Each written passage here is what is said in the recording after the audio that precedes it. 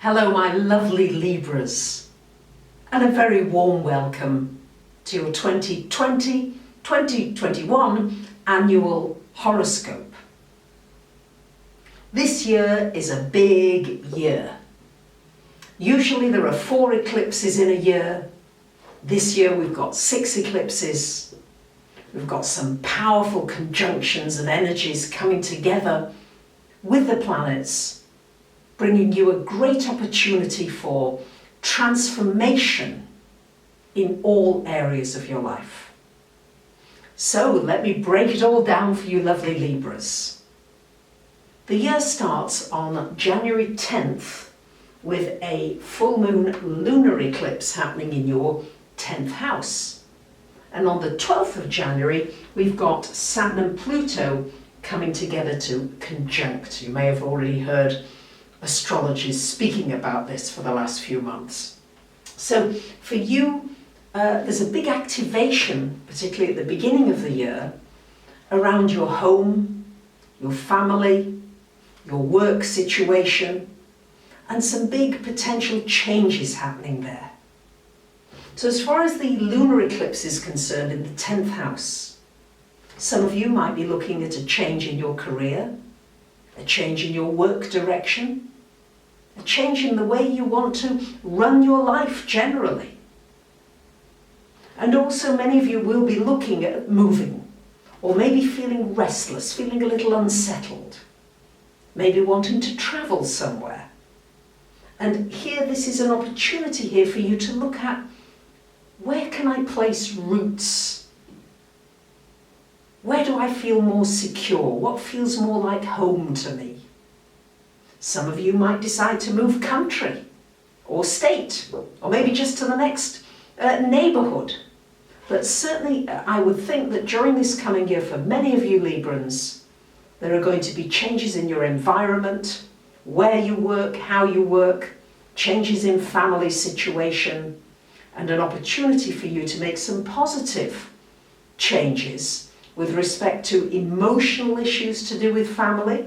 Could be some emotional things that need to be healed and dealt with and maybe released from the past, so that you can be free to really enjoy all your relationships in a new way and not get back into those old destructive behaviour patterns. It's powerful stuff, this. It works on many different levels. On March 22nd until July 2nd, getting excited here, Saturn moves into your 5th house, and Saturn in the 5th here, really a good opportunity for those of you who want to start your own business. If you've been thinking about it, you've got a good idea and you've not done it, Saturn there will give you an opportunity to put structure in place. It'll give you an opportunity really to maybe one of your hobbies or your gifts, to really structure it in a way that can make you money, that can bring you a good income. April 4th, June 20th, November 12th, Jupiter and Pluto come together. That's 3 times in a year. So Jupiter and Pluto is a real opportunity for you to create wealth in your life, to feel abundant from a very deep level. You might investigate your ancestry, where you've come from. You might have a great interest in the mystics of the past. You might find that this really helps you with your daily life in some way. It's a great opportunity for really digging deep, for looking at the things that have frightened you, scared you, getting them out in the open and feeling liberated and free. You may also meet some powerful people who feel as though they are your family. Really deep karmic connection. Just to let you know, most of the dates that I refer to are on a big sheet at the very end of this video. So do relax and enjoy without necessarily, unless you want to, make notes. May 13th to June 25th, your ruler Venus goes retrograde in your 9th house. Well, this could bring somebody from the past back into your life. It's a wonderful time for reassessing your finances, your relationships. Not the best time for getting into a new relationship. Venus retro here, you might be going to a place that you've been to before, that you loved, and you say, I really want to revisit, I want to go back there. Great time to plan a trip back to somewhere that you really enjoyed being. It's also a good time to reevaluate your spiritual path, your spiritual journey, where you want to go, the kinds of people you'd like to mix with, what you'd like to learn, what you'd like to share. If you've been working on a book or publishing something, you might well do it during the Venus retrograde, because that's when things can come complete. Not good for starting, but good for completions. On June 4th, we've got a lunar eclipse happening here in your 3rd house, and June the 21st, a solar eclipse up in this 10th house. So the lunar eclipse in the 3rd house is really shining a light on the people that you mix with daily. Maybe it's time for a change. Maybe you haven't got enough interaction with the people around you. Maybe it's time to really find out and really connect more. It's a good time for networking, for enlarging your social circle in some way. And it's a very good time to look at what areas do I need to develop in myself? What do I need to study? What would I like to learn that would really turbocharge me and bring just more, a bigger perspective to my life? And the solar eclipse up here in your 10th could be a new career coming to you, a new idea, a new project that you want to pursue. This can be really just new beginnings in the work and career area. And also a new way maybe in which you want to put yourself out into the world. July 2nd to December 7th, Saturn coming back into this 4th house. So an opportunity maybe to revisit this whole family moving situation. Some of you might be downsizing. Some of you might be doing some renovations, some repairs. And just an opportunity really to once again look at your security and put in place anything that really helps you to feel more secure.